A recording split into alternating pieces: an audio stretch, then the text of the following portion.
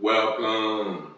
I'm back with another chapter reading. I'm back with another segment of Stolen Legacy. You are with the Nasty Pastor. Please go to my YouTube channel, Only Faith Ministries, Kemet Edition.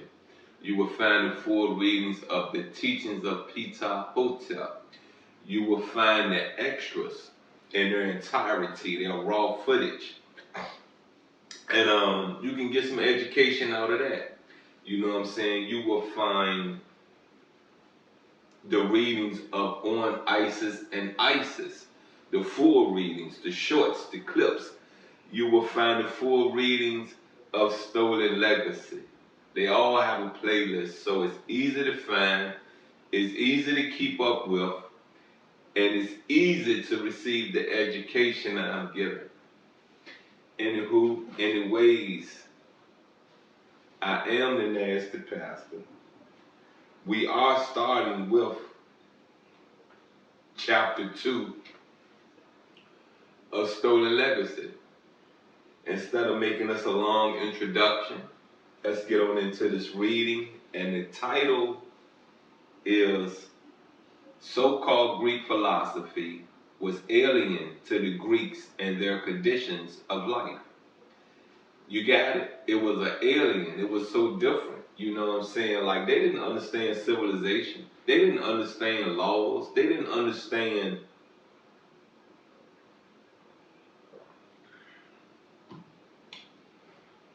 the way the structure of kingdom, a dynasty, where that the people, the citizens was within the kingdom, within the civilization, recognizes that life has evolved. We have came a long way from living in caves. We have came a long way from not knowing how to. You get me? Not knowing how to cook, clean, build, speak, deliver children, you know? Anywho, let's get into this chapter reading.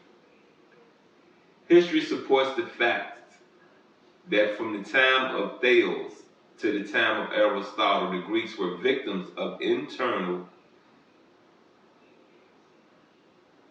dissunion. On the one hand, while the other they lived in constant fear of invasion from the Persians, who were a common enemy in the city-states. So the Greeks now was in fear of the Persians, is what I'm understanding. You know what I mean? Let's roll this back again. It said, history supports the fact that from the time of Thales to the time of Aristotle, the Greeks were victims of internal dissunion on the one hand, while the other they lived in constant fear of invasion from the Persians, who were a common enemy to the city-states. So at this time, you know, because see, we before Christ, you know what I mean? Alexander the Great have not came to power, have not figured out, if I connect this, connect that, connect this, do this, align myself with all these other countries, that I'm able to conquer the world. Consequently, when they were not fighting with one another, they found themselves busy fighting the Persians, who soon dominated them and became their masters. From the 6th century BC, the territory from the coast of Asia Minor to the Indus Valley became united under the single power of Persia, whose central territory, Iran, ain't Iran in the Middle East, whose central territory, Iran, has survived as a national unit to the present day. Persian expansion was like a nightmare to the Greeks, who dreaded the Persians on account of their invulnerable navy, and organized themselves into leagues and confederacies in order to resist their enemy. Sanskrit's Mediterranean world. There are three sources which throw light on the chaotic and troublesome conditions of this period in Greek history. A. The Persians' conquest. B. The leagues. And C. Peloponnesian Wars. Now you get it. The Persians was very how to put it, strategic. You know, they was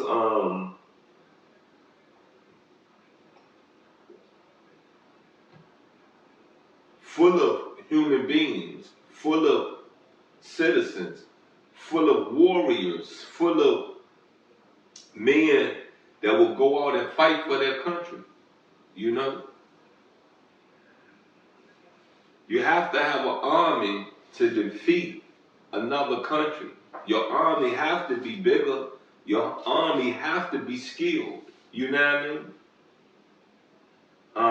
A. The Persian conquest. After the Persians had conquered the Ionians, possibly ancient Hittites. Now these Ionians are possibly really Hittites, and made them their subjects.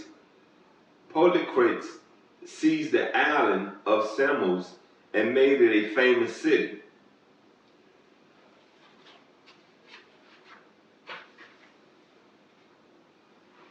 Between 499 and 948 BC, the Ionians revolted against the Persians, who defeated them at Lydda, while Cyprus and Miletus were also captured. In the summer of 490 BC, Greek and Persian forces met at Marathon, but after a hand-to-hand fight, both belligerents withdrew, only to prepare stronger forces in order to renew the conflict. Well, at least they came to a standstill with that battle. Accordingly, after 10 years had elapsed, a Hellenic league was organized against the Persians, and the Spartan league, and the Spartan king Leonidas was sent with an army to hold the pass at Thermopylae until the fleet should win a decisive victory. Remember the movie 300? You know what I mean? The Spartans? Yeah, that's this man. So as you see, this man was before Christ. That movie 300 was before Christ. You know, where you're dealing with Xerxes, you know what I mean? And just so you know what I mean, Leonidas, you know, they're Europeans. Really, they're Macedonians, but really, you know, they're Greeks, Romans, you know what I mean, they're Europeans. Accordingly, during the month of August 481, Persian ships under the command of Xerxes anchored in the Gulf of Pagasae, while the Greeks anchored off Cape Artemisium. Both sides awaited a favorable opportunity to attack. The Persians began to force the pass, with simultaneously one of their detachments was secretly aided by a Greek trader along a steep mountain to pass to the rear of the Greek position. Having been taken by surprise, the Greek gods immediately withdrew without the resistance. The Spartans who were guarding Thermopylae were all slain, and the pass captured by the Persians. Now the Persians was deep, because if you really looked at the movie 300, you know Xerxes had an army.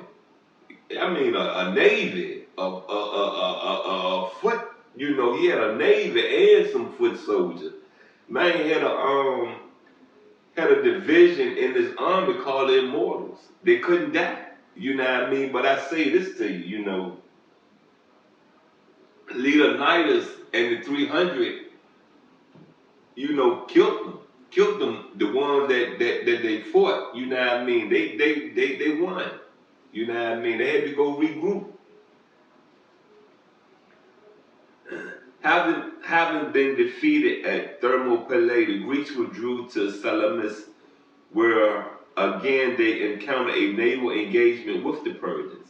It was late in September 481 BC and the result was a wanton destruction of ships of both sides without any decision. Both belligerents withdrew, the Persians to Thessaly and the Greeks to Attica. With the persistent aim of freedom from Persian domination, Athens, together with the island and coast cities of the Aegean and Ionia, renewed their resistance of Persian rule. This was the Confederacy of Delos, which undertook several naval engagements, but with little or no success. In 467 BC, the Battle of Eurymedon River was fought and lost with a great number of ships. 18 years later, another naval engagement took place off the island of Cyprus, but again without decision, and consequently Persian sovereignty over the Greeks remained. In the meantime, Sparta, under the terms of the Treaty of Miletus, obtained subsidies from Persia for naval construction on condition that she recognized Persian sovereignty over the Ionians and their allies. This was done by Sparta as a threat to the Athenian ambitions. Now you see how I send you material to fix your ships, to make your ships that you basically bow down and come up under my rule. Let me tell you something about these third world countries, you know what I mean? Something I already knew about Russia. Something I already knew about the Middle East. Russia arms the Middle East, the countries that are our enemies here in America. Russia arms them. They get helicopters from them. They get guns from them. They get bullets from them. They get rocket launchers. Whatever you need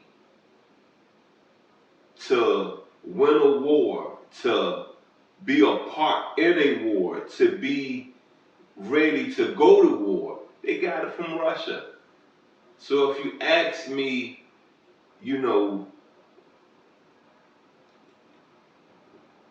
is the United States doing the right thing by staying out of this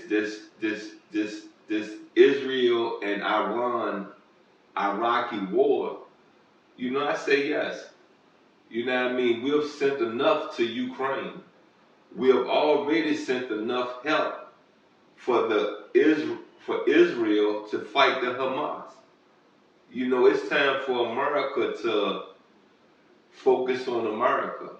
It's time for America to start self-containing this country. Self-containing this country and stop depending on imports to build this country. If we could domestically figure ways to monopolize the consumer, to convince the consumer into buying America, we'll be a self-contained country. We can get the deficit down. We can get the debt down.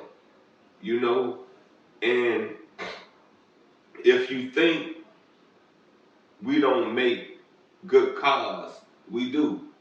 If you think we don't make good trucks, we do. If you think we don't make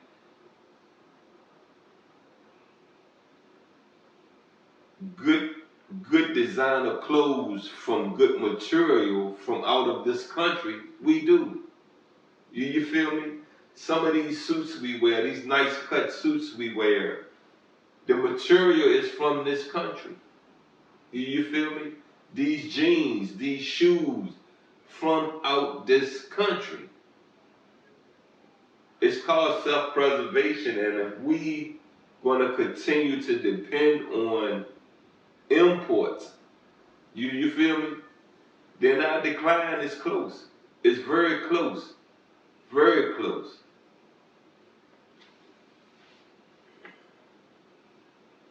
However, it was not long after the Treaty of Miletus that the Greeks themselves submitted to the authority and dominance of the Persians during the winter of 387-386 BC.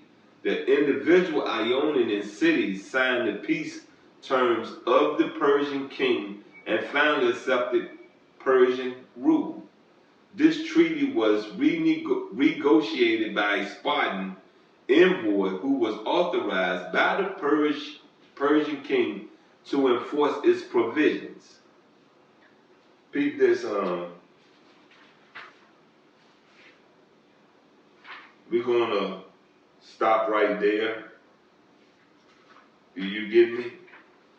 And what I'm gonna do is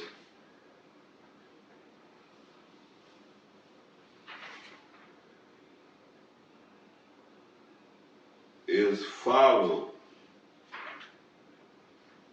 what I'm doing, and I'm gonna give you A-B of chapter, chapter 2.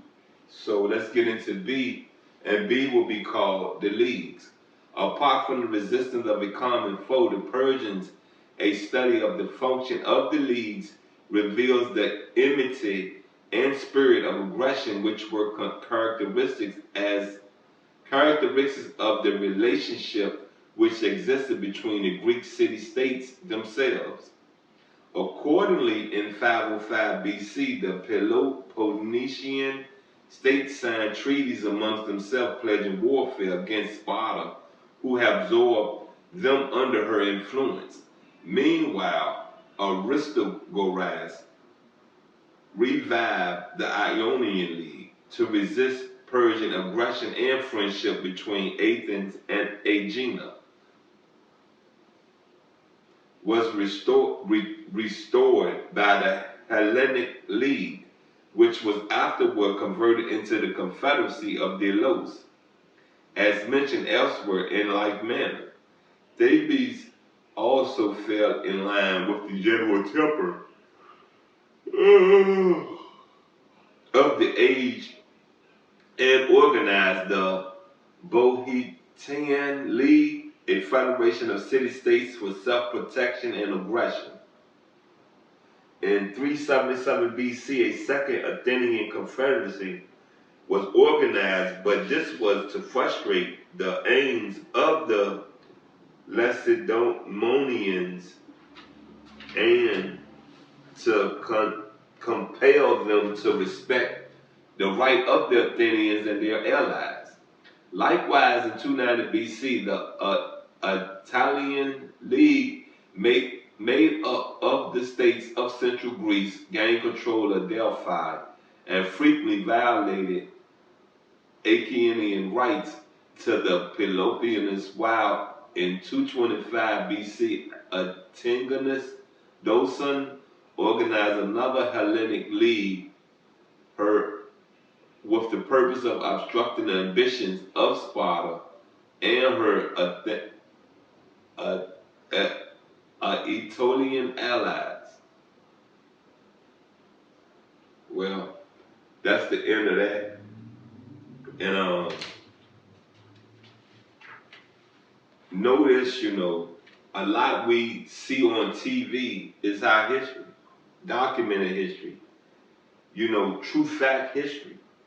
And it helps knowing it. It helps